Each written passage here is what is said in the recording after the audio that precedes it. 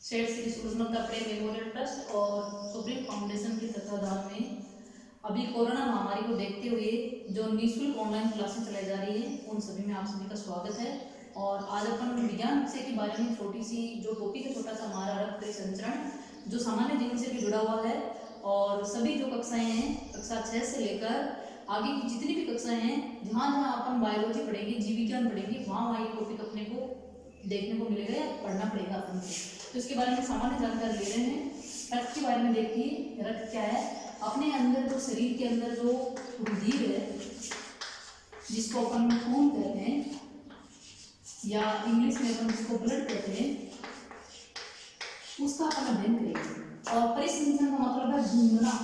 परिसंचरण, परि यानी चारों ओर, संचरण यानी घूमना, चारों ओर घूमना। हमारे शरीर में जो रुधिर है वो जब पूरे शरीर के अंदर ही अंदर घूमता है, इस क्रिया को बोलते हैं रक्त परिसंचरण। अब इसके बारे में देखिए अपन क्या क्या पढ़ते हैं। सबसे पहले तो देखते हैं रक्त क्या है। तो अपन देखते हैं अपना जो शरीर है वो छोटी छोटी कोशिकाओं से मिलकर बना हुआ है। छोटी छोटी कोशिकाओं से मिलकर बना हुआ है। जब कोशिकाएं मिल जाती हैं तो बन जाता है आपका ऊतक। ऊतक जब मिल जाते हैं तो बन जाता है आपका अंग। अंग जब मिल जाते हैं तो आपका बन जाता है तंत्र। और तंत्र जब मिल जाते हैं तो बन जाता है पूरा का पूरा शरीर। क्या आपने जो शरीर की बात कर रहे हैं अपन, अपना जो शरीर है वो छोटी छोटी कोशिकाओं से मिलकर बना हुआ है।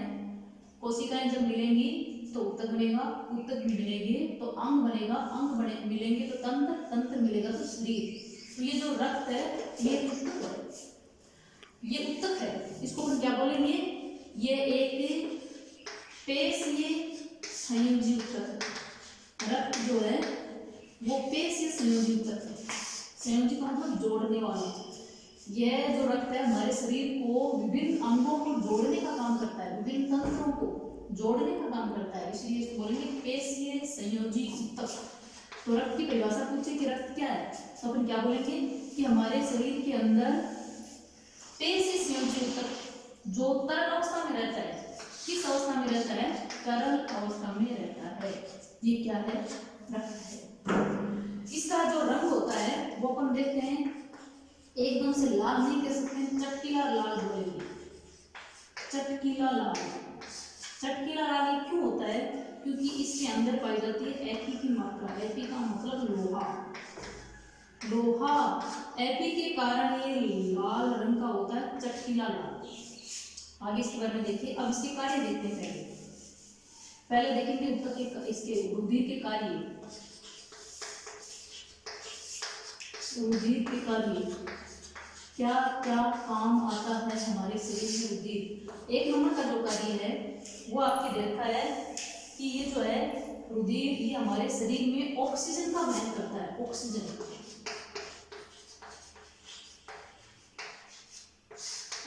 का वहन करता है। अपन जो श्वसन की क्रिया करते हैं, श्वसन के अंदर अपन ऑक्सीजन अंदर लेते हैं, CO2 या कार्बन डाइऑक्साइड बाहर निकालते हैं, उसका वहन करने का काम रुधिर करता है। यहाँ से फेफड़ों से जब श्वास लेंगे तो ऑक्सीजन जाएगी, तो पूरा का पूरे के पूरे शरीर में ऑक्सीजन जाती है। किसके माध्यम से? रुधिर के माध्यम से। दूसरा है कार्बन डाइऑक्साइड का वहन। कार्बन डाइऑक्साइड का वहन अपन जो कार्बन डाइऑक्साइड बाहर निकालते हैं तो हमारे लिए उत्सर्जित पदार्थ है, उसको भी वहन करने का काम रुधिर ही करता है। और इसके कार्य देखें तो और इसका कार्य विभिन्न अंगों को जोड़ने का, अंगों को जोड़ने का कार्य। अनेक जो अंग है उन अंगों को जोड़ने का कार्य भी कौन करता है? ये रुधिर करता है। ये इसके सामान्य कार्य है।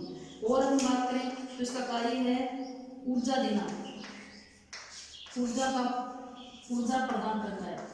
हमारे शरीर में ऊर्जा प्रदान करता है। अपन जो खाना खाते हैं उस खाने का पाचन होता है, पाचन के द्वारा जो ऊर्जा बनती है उस ऊर्जा को पूरे के पूरे शरीर में देने का कार्य, वहन करने का कार्य रुधिर करता है। ये है रुधिर के कार्य। अब देखते हैं रुधिर के भाग, कितने भाग होते हैं और कौन कौन से भाग होते हैं। तो देखिए इसमें रुधिर के मुख्य रूप से 2 भाग होते हैं। इस रक्त के मुख्य रूप से 2 भाग होते हैं। एक भाग होता है, वैसे पूरा ही तरल होता है, लेकिन इसमें थोड़ा और तरल जो भाग होता है उसको बोलते हैं प्लाज्मा। और दूसरा जो ठोस भाग होता है बोलेंगे रुधिर कणिकाएं, रुधिर कणिकाएं। प्लाज्मा वाला जो भाग होता है वो ज्यादा होता है, 55%, 55% जो होता है वो प्लाज्मा होता है, और बाकी का जो 45% है वो रुधिर, इसमें आपकी रुधिर कणिकाएं होती है। प्लाज्मा के अंदर अपन देखते हैं कि जब अपना जैसे मामूली अपने चोट लग जाती है तो रुधिर जब निकलता है तो थोड़ी देर बाद में रुधिर में से पानी अलग हो जाता है और लाल रंग का धब्बा अलग हो जाता है। वो जो पानी से अलग हुआ है उसी को बोलते हैं प्लाज्मा, या इसको सीरम भी बोलते हैं। इसमें क्या क्या होते हैं, इसमें कुछ अकार्बनिक पदार्थ होंगे,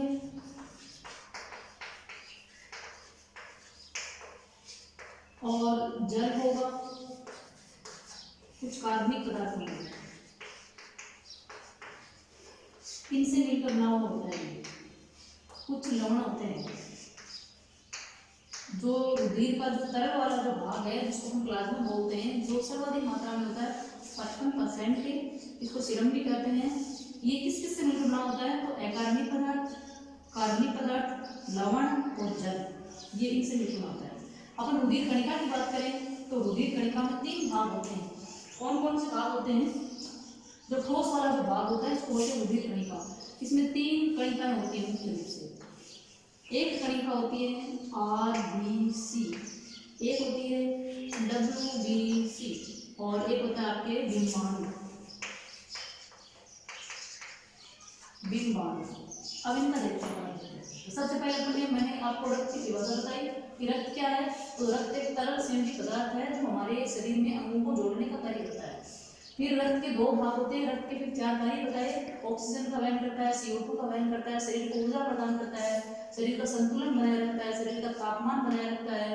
रुधिर है तो हमारा शरीर अन्यथा नहीं है, तो मतलब पूरे शरीर का जो ढांचा है, पूरे शरीर का जो क्रिया विधि है उसको संचालित करने का काम रुधिर ही करता है। ये जो रुधिर है, रक्त है, इसके 2 भाग होते हैं। एक भाग होता है प्लाज्मा, ये तरल वाला भाग होता है, ये भाग होता है तरल, और ये भाग होता है ठोस। ठोस और तरल का मतलब होता है पदार्थ की अवस्थाएं होती हैं। जितने भी पदार्थ होते हैं उन पदार्थों की 3 अवस्थाएं पाई जाती हैं। हम देखते हैं 3 अवस्था में रहता है पदार्थ। कोई भी जो पदार्थ है वो पदार्थ 3 अवस्था में रहेगा। कौन कौन से, एक अवस्था होती है ठोस, एक अवस्था होती है द्रव जिसको तरल भी बोलते हैं, और एक होता है गैस। इन अवस्थाओं को थोड़ा सा जिक्र करते हैं अपन। ठोस का मतलब ऐसा पदार्थ है जो एक जगह पे रखने पर स्थान घेरता है, जिसमें वजन होता है, आयतन होता है, उसका निश्चित आकार होता है, कण एकदम से पास पास होते हैं। जैसे मेरे हाथ में चौक का टुकड़ा है, ठोस है। तरल की बात करें, द्रव्य की बात करें, तो वह पदार्थ जिसको अपन डालने पे, एक जगह पे डालने रखने पर वो एक जगह स्थिर नहीं रहता बल्कि बह जाता है। बहने का गुण पाया जाता है, बहने का गुण। इसमें बहने का गुण पाया जाता है। जैसे हम कहते हैं पानी है, छाछ है, दही है, दूध है, घी है, सब आपके शहद है, इनको आप डालोगे तो एक जगह पे स्थिर नहीं रहेंगे, इनका कोई आकार नहीं होता, ये आगे जाके बह जाते हैं, इनको बोलेंगे तरल। अगली बात करते हैं गैस की। इनका ना रंग होता है, ना रूप होता है, ना आकार होता है, ना आकृति होती है। ये जिस बर्तन में आप डालोगे उसी का आकार अपने कर लेते हैं। जैसे अपन इस कमरे की बात करें तो अपन को लग रहा है कि कमरा खाली है, लेकिन खाली नहीं है, इसमें क्या है, गैस है। तो ये होगी, बीच में मैंने थोड़ा सा आपको अवस्थाएं बताई। तो रुधिर का जो अपन बात करें रुधिर की, इस रुधिर में 2 अवस्थाएं होती हैं। एक अवस्था होती है ठोस तरल अवस्था जो प्लाज्मा कहलाती है, जो ज्यादा मात्रा में होती है 55%, और एक अवस्था होती है ठोस अवस्था जो कम मात्रा में होती है, और इसमें कणिकाएं पाई जाती हैं, ऐसी कणनुमा संरचना पाई जाती है। कौन कौन सी हैं, RBC, WBC और बिंबाणु। अब हम देखते हैं एक एक का। RBC क्या है, WBC क्या है, इनका देखते हैं। अलग अलग इनका क्या काम है, अलग अलग देखेंगे। सबसे पहले जो कणिका है 1 नंबर की, उसकी बात करते हैं। इसको बोलते हैं RBC। इसका हिंदी में जो नाम है वो है लाल रक्त कणिका। R का मतलब रेड, B का मतलब ब्लड, और C का मतलब कार्पल्स। रेड, ब्लड और कार्पल्स, ये लाल रक्त कणिका या रेड ब्लड सेल। इसको, इसका एक नाम और है, इसको क्या बोलते हैं, रुधिराणु भी बोलते हैं, सभी रुधिराणु नहीं, इसको आपके एरिथ्रोसाइट भी बोलते हैं, एरिथ्रोसाइट, एरिथ्रोसाइट, एरिथ्रोसाइट भी बोलते हैं इनको। और इनको कणिका, इसको कोशिका नहीं कहते यहाँ पे, हम सी का मतलब कोशिका नहीं है, सेल नहीं है, इसका मतलब कणिका, कण के मुंह पाई जाती है। इसका जो मुख्य काम है ये होती है लाल रंग की। और इसका लाल रंग क्यों होता है? क्योंकि इसमें एक वर्णक पाया जाता है। क्या पाया जाता है? एक वर्णक पाया जाता है। वर्णक का नाम क्या है? हीमोग्लोबिन। हीमोग्लोबिन, ये देखना क्या होता है, अपन जो खाना खाते हैं उसमें जो आयन लेते हैं लोहा, वो लोहा अंदर जाकर आरबीसी में जाकर हीमोग्लोबिन का निर्माण करता है। ये एफी हमारे शरीर में जाकर हीमोग्लोबिन का निर्माण करता है। और जितना ज़्यादा हमारे शरीर में हीमोग्लोबिन होगा, इसको एचबी से लिखते हैं इस तरह से, जितना ज़्यादा हीमोग्लोबिन होगा, ये वर्णक जितना ज़्यादा होगा, हमारा लाल, हमारा जो रुधिर है उसका रंग उतना ज़्यादा लाल होगा। और जितना ज़्यादा रुधिर का रंग लाल होगा, उसमें आदमी में ताकत उतनी ज़्यादा होगी, क्योंकि पूरे के पूरे रक्त का जो मुख्य जो भाग होता है वो आरबीसी होता है। अपन कभी कभार सुनते हैं कि एनीमिया रोग हो गया, एनीमिया, एनीमिया, एनीमिया या रक्त अलपता भी बोलते हैं इसको, रक्त अलपता। ये क्या है? इसका मतलब है रक्त की कमी होना। और ये रक्त की कमी यहाँ ये प्लाज्मा वगैरह ये कम नहीं होते हैं, तो क्या कम होता है? अपन जो एफी लेते हैं उस एफी की मात्रा में कमी आ जाती है, और एफी की मात्रा में कमी आएगी तो हीमोग्लोबिन कम बनेगा, हीमोग्लोबिन कम बनेगा तो ये जो लाल रंग है ये कम होगा। इसी को बोलते हैं एनीमिया या रक्त अलपता, जिसको हम बोलते हैं खून की कमी। चक्कर वगैरह आने लग जाते हैं और पूरा का पूरा शरीर पीला पड़ जाता है। इसलिए ज़्यादा से ज़्यादा एफी की जो मात्रा वाले जो पदार्थ होते हैं उनका अपन को सेवन करना चाहिए। ये बात इसका हो गया। इसमें जो वर्णक होता है हीमोग्लोबिन, उसकी वजह से लाल रंग का होता है। अगला इसका काम क्या है? तो जो O2 है, ऑक्सीजन, CO2 है, कार्बन डाइऑक्साइड, इन सब का वहन ये आरबीसी ही करता है। ये है आरबीसी का छोटा सा, इसके बारे में देखा आपने। एक देखिए इसका निर्माण कहाँ होता है, तो हमारे शरीर की जो रीढ़ की हड्डी होती है उसमें मेरुरज्जु पाया जाता है, मेरुरज्जु, वहाँ इस आरबीसी का निर्माण होता है। क्या ध्यान रखना है अपन को कि जो आरबीसी का जो निर्माण है वो निर्माण कहाँ होगा, निर्माण कहाँ होगा? वो होगा मेरुरज्जु में, जो रीढ़ की हड्डी के अंदर पाया जाता है धागे नुमा संरचना, वहाँ पे आरबीसी का निर्माण होता है। इसका जीवन काल कितना होता है, या फिर ये पूछे कि ये कितने दिन जीवित रहती है, तो 120 दिन। जैसे आज बनी तो 120 दिन के बाद में ये ऑटोमेटिक समाप्त हो जाती है। और इसके क्या गुण हैं या कैसे होती है? तो इसमें केंद्रक नहीं होता है, ये केंद्रक बहीन कोशिका होती है, कोशिका भी कह सकते हैं, कणिका भी कह सकते हैं, इसमें केंद्रक नहीं पाया जाता है। ये केंद्रक क्या है? इसका अपन अध्ययन कोशिका के बारे में, कोशिका वाला जो पॉइंट है वहां देखेंगे। तो इसमें केंद्रक नहीं पाया जाता है, नहीं पाया जाता है। एकमात्र ऐसी कोशिका है सजीव की जिसमें केंद्रक नहीं पाया जाता है, वो है आरबीसी। ये हो गया आरबीसी के बारे में। अगला अपन देखते हैं थोड़ा सा डब्ल्यूबीसी के बारे में। डब्ल्यूबीसी, इसका नाम है श्वेत रक्त कणिका, श्वेत रक्त कणिका। देखिए डब्ल्यू का मतलब व्हाइट, डब्ल्यू का मतलब व्हाइट, बी का मतलब ब्लड और सी का मतलब कोई कार्बन। श्वेत रक्त कणिका, इसको श्वेताणु भी बोलते हैं, इसका नाम एक और है श्वेताणु भी बोलते हैं। इसका क्या काम है? इसका काम है हमारा जो हमारे शरीर का जो प्रतिरक्षी तंत्र है, हमारे शरीर का जो प्रतिरक्षी तंत्र है उसका निर्माण ये डब्ल्यूबीसी करता है। डब्ल्यूबीसी को हमारे शरीर की सैनिक कहते हैं। सैनिक क्यों कहते हैं इसको? कि जिस तरह से हमारे देश की रक्षा सैनिक करते हैं बॉर्डर पे, ठीक वैसे ही हमारे शरीर की रक्षा डब्ल्यूबीसी करता है, इसलिए इसका नाम पड़ा है सैनिक। जिस तरह से आरबीसी के अंदर लाल रंग का वर्णक पाया जाता है, ठीक वैसे इसमें भी सफेद रंग का वर्णक पाया जाता है। ये देखने पे सफेद रंग की दिखती नहीं है वैसे, जैसे अपनी मामूली सी खरोंच लग जाती है, सफेद रंग का जो पदार्थ निकलता है अपने शरीर से, सफेद रंग का जो पदार्थ निकलता है जिसको अपन आप मवाद मवाद से दिखा देता है एकदम से फीका, जो सफेद रंग का होता है, पूरा सफेद नहीं कह सकते अपन, पानी के जैसा, वो होता है WBC। इसका क्या काम है? तो इसका पहला काम है शरीर की जो प्रतिरक्षा होती है, शरीर की प्रतिरक्षा करना, हमारे शरीर की रक्षा या प्रतिरक्षा करना इसका मुख्य काम है। और इसका क्या काम है? और इसका काम है,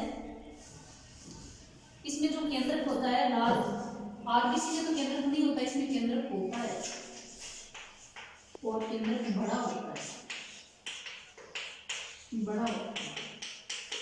और इसका जो जीवन काल है वो 7 से लेकर 9 दिन तक होता है, 7 से लेकर 9 दिन तक। और इसका क्या काम है? इनका आकार निश्चित नहीं होता है, इनका आकार अनियमित होता है, अनियमित आकार होता है। अनियमित आकार जो एक जीव होता है, सूक्ष्म अमीबा का आकार अनिश्चित होता है, जैसा चाहिए ऐसा आकार बना लेता है। तो ये जो WBC है ये भी अमीबा की तरह ही अपना आकार चेंज करती रहती है। ये हो गई आपकी WBC की बात। अब बात करते हैं, ये जो सफेद रंग की कणिकाएं ये और भी अनेक प्रकार की होती है, जैसे इसको बोलते हैं T मारक सेल, H मारक सेल, H आपकी अलग अलग होंगी, कुछ होती है मुख्य और कुछ होती है गौण, जैसे T मारक कोशिका, बीटा मारक कोशिका, ये इसमें T और M तो होती है मुख्य, और जो बीटा है ये होती है गौण, जो इसकी रक्षा करती है, जो प्रतिरक्षी तंत्र में हम पढ़ते हैं। अगली जो कणिका है उसके ऊपर बात करते हैं, वो है आपके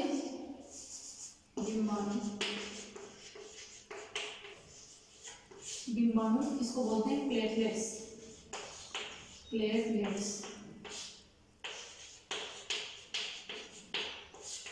इसका क्या काम है? इसका देखते हैं, इसका काम है कि हमारे शरीर में जब छोटी चोट लग जाती है तो थोड़ी देर के बाद में हम देखते हैं कि रुधिर का थक्का बन जाता है, रुधिर रुक जाता है। क्यों? क्योंकि हमारा जो रुधिर है, हमारा जो ब्लड है, उसमें ये बीमार हो जाता है। इसका काम है रक्त का थक्का बनाना।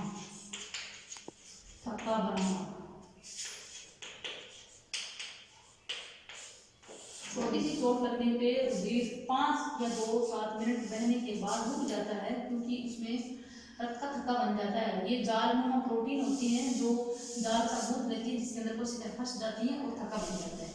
कुछ जंतुओं में हम देखते हैं, सब्जियों में देखते हैं कि रुधिर का थक्का नहीं बनता है, छोटी सी चोट लगी रुधिर बहता रहता है। उसमें एक रोग होता है, उसका नाम है हीमोफीलिया। क्या है? देखो ये हीमोफीलिया का मतलब होता है, ये एक आनुवंशिक रोग है जो पीढ़ी दर पीढ़ी चलता है, जैसे पिताजी से बेटे में, बेटे से उसके बेटे में। ये आनुवंशिक रोग है। इस रोगी में यदि जरा सी खरोंच लग गई तो रुधिर का थक्का नहीं बनेगा, यानी बीमाणु की मात्रा में कमी होती है, बीमाणु एक्टिव नहीं होता है, काम नहीं करता है, ये रोग होता है हीमोफीलिया नाम का रोग। ये होगी इसकी बात। और बात करते हैं, अब आगे बात करते हैं ये रुधिर किस तरह से बहता है, कितने प्रकार का रुधिर क्या है। तो हम बात करते हैं रुधिर वर्ग की। रुधिर जो वर्ग है उसकी बात करते हैं।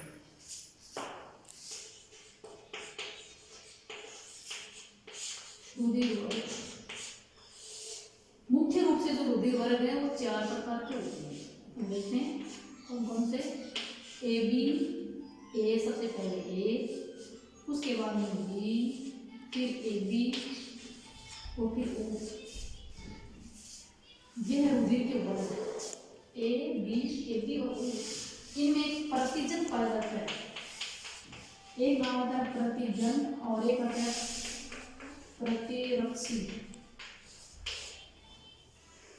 जिस वर्ग का जो रुधिर है उसके विपरीत प्रतिरक्षी होगा। जैसे इसमें B, इसमें A, इसमें कोई नहीं होता है, इसमें दोनों होते हैं।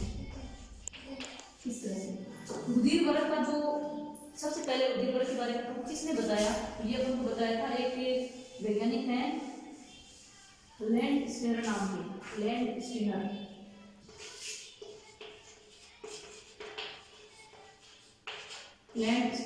इन्होंने रिसस नाम के बंदर में, रिसस नाम का एक जो बंदर था उसमें उसने रुधिर वर्ग का जो कारक है उसकी खोज की थी और इन्होंने दो कारक बताए थे आर एच कारक जिसको बोलते हैं। ये यहाँ आर का मतलब जैसे एच